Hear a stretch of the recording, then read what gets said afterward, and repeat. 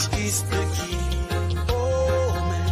Oh man, knowledge is the key. You are welcome to the winning platform tagged Winning by Knowledge. The Holy Spirit is a divine facilitator, but not a replacement for the human brain. Knowledge, wisdom, and understanding are three keys that propel great success. The grace of God has brought us freedom, divine enablement, and unlimited favor. However, the grace that is abused will be lost. Any knowledge acquired but not applied has no profitable value. This platform, Winning by Knowledge, teaches a balance between personal responsibility and spiritual enablement as keys to unlimited success. You are welcome to this edition of Winning by Knowledge, anchored by Dr. Victor Falak, a pastor, a teacher, and a human resource developer. Empowers can guide you.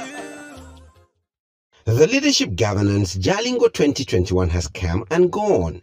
It pulled together personalities and resource persons from across Nigeria, most particularly the guest speakers, Bishop Timothy Yahaya from Kaduna. The Bible said the spirit of Moses was taken from Moses and distributed on the 70 elders.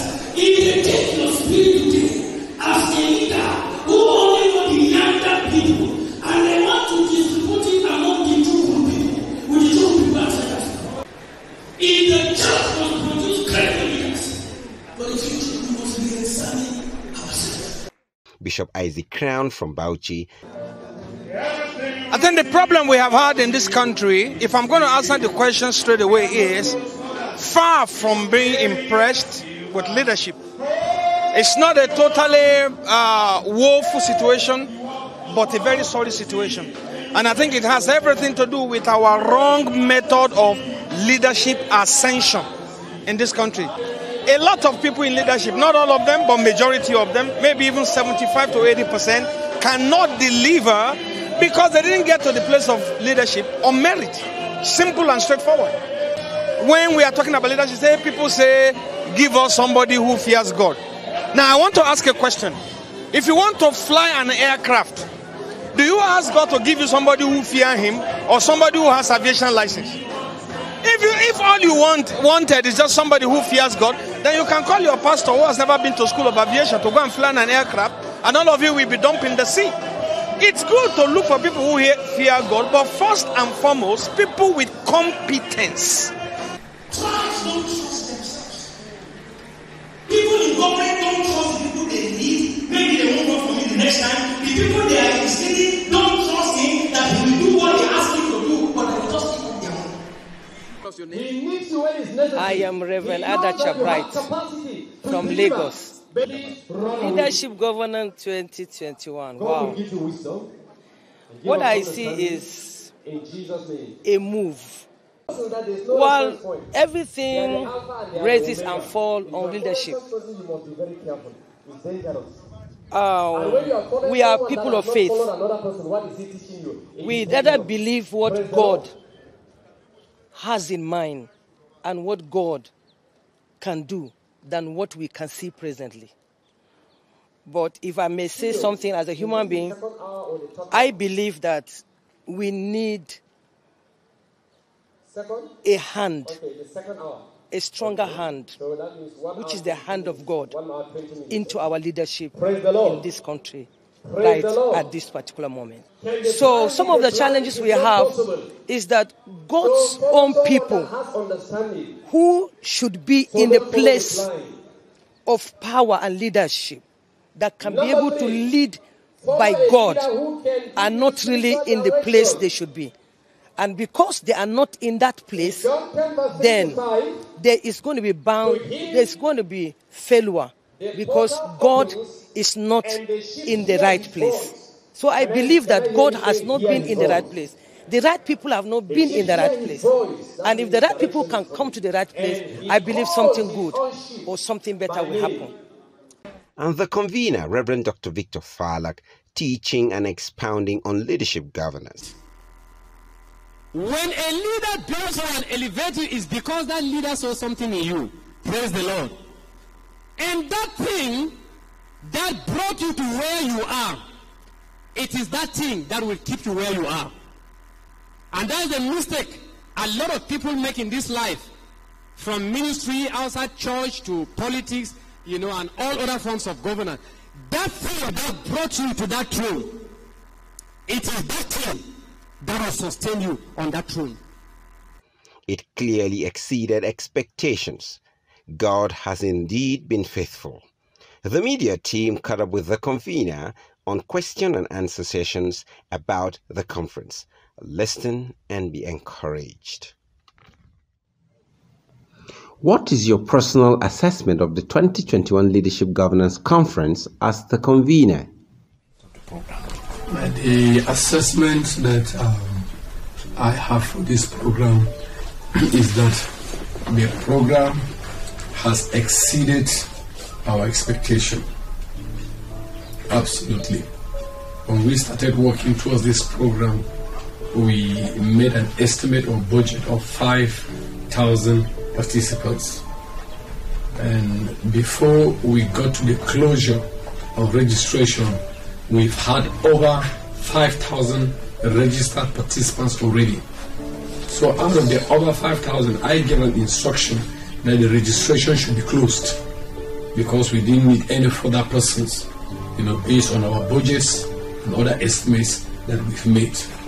But on the day of the program, being the 13th of October, a lot of people came in. On the first day of the program, about 1,000 or more new participants came in to register that morning. So there was so much pressure, so I had to allow the planning committee to register them. So the registration continued up to yesterday. As I'm talking to you now, the ICT subgroup, they are working right now trying to capture the new entrants that came in.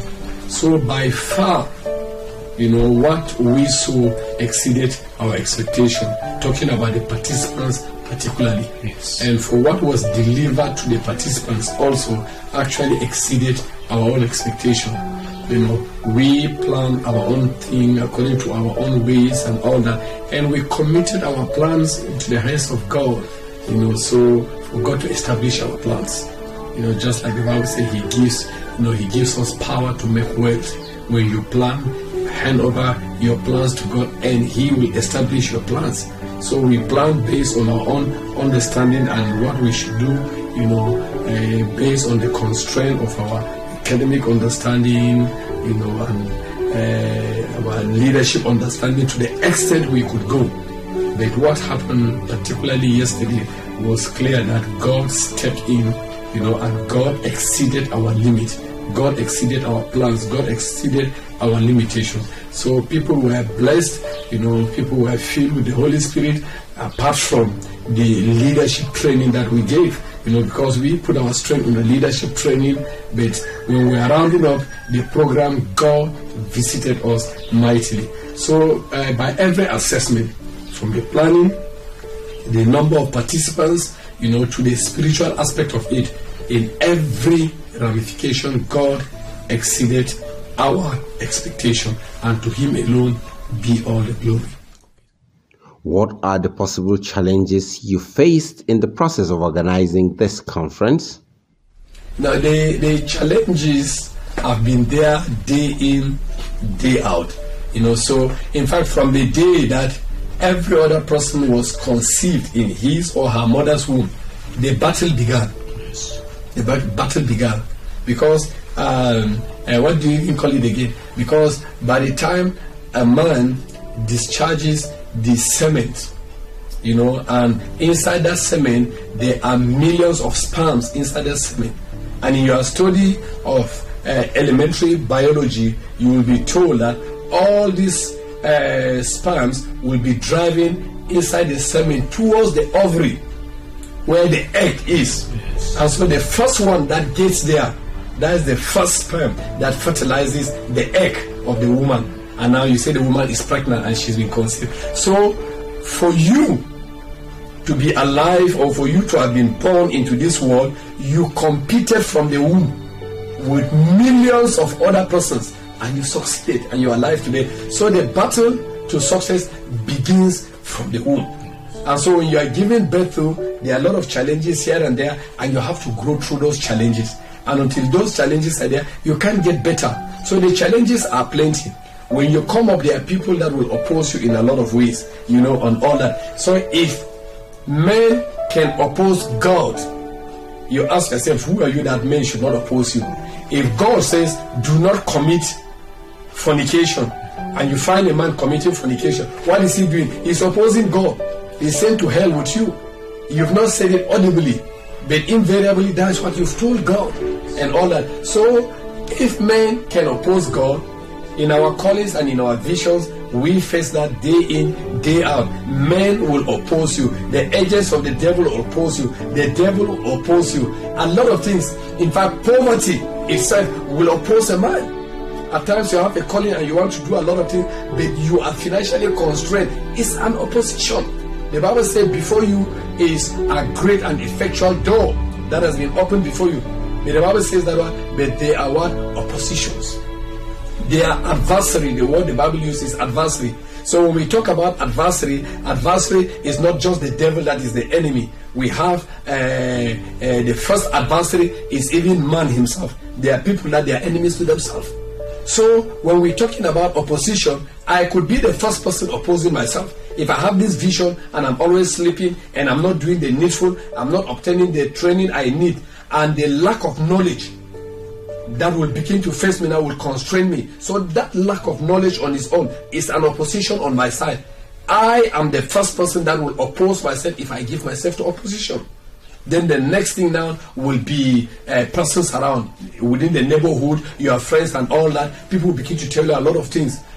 What you are doing, is it right? They will begin to oppose you. They will stand against you. They don't want to believe in your vision. Just the way they told Jesus, is this not the son of the carpenter? They refuse to believe in him. They constrain him. That's opposition.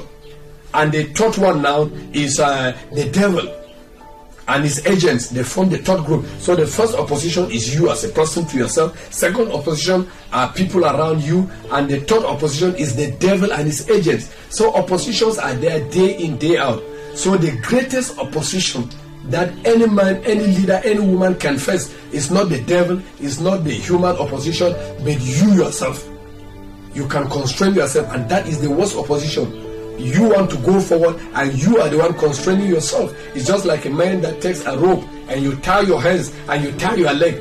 That is the worst thing you can do to yourself. So oppositions are there.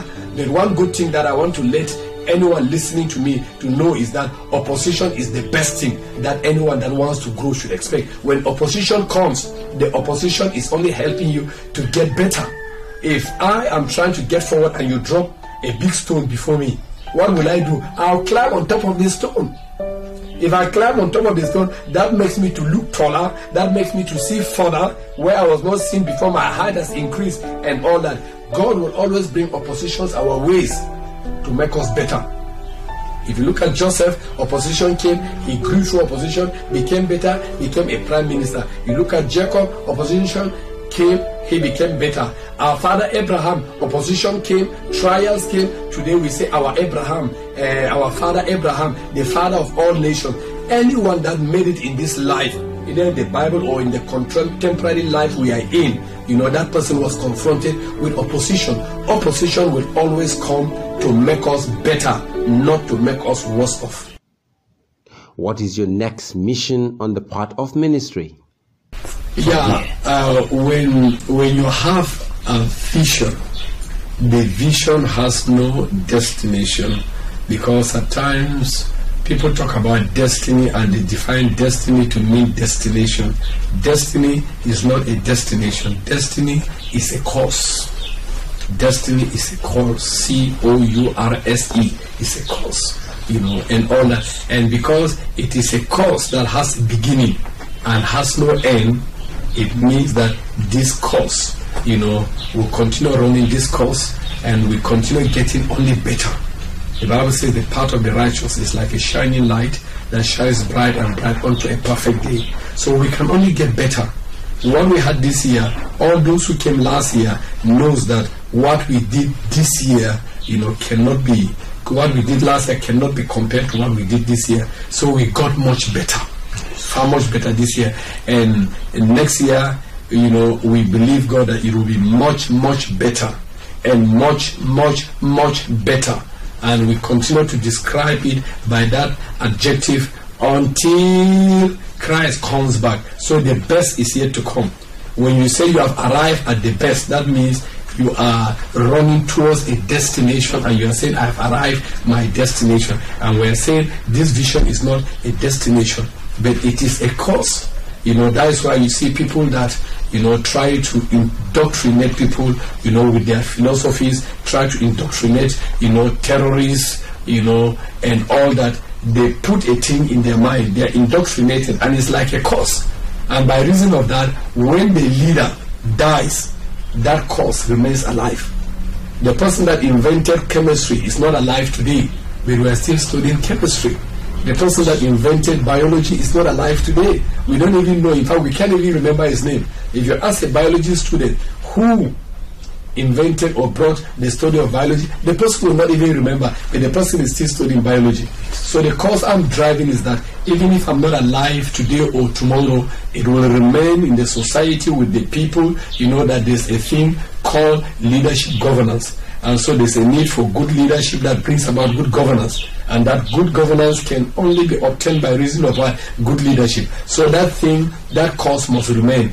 And the life of that thing must remain. And that is what I am building towards. So I am not by any way trying to get to a destination, but I'm building a course that should get better and better and better by the day, that will outlive me. Empowers can guide you.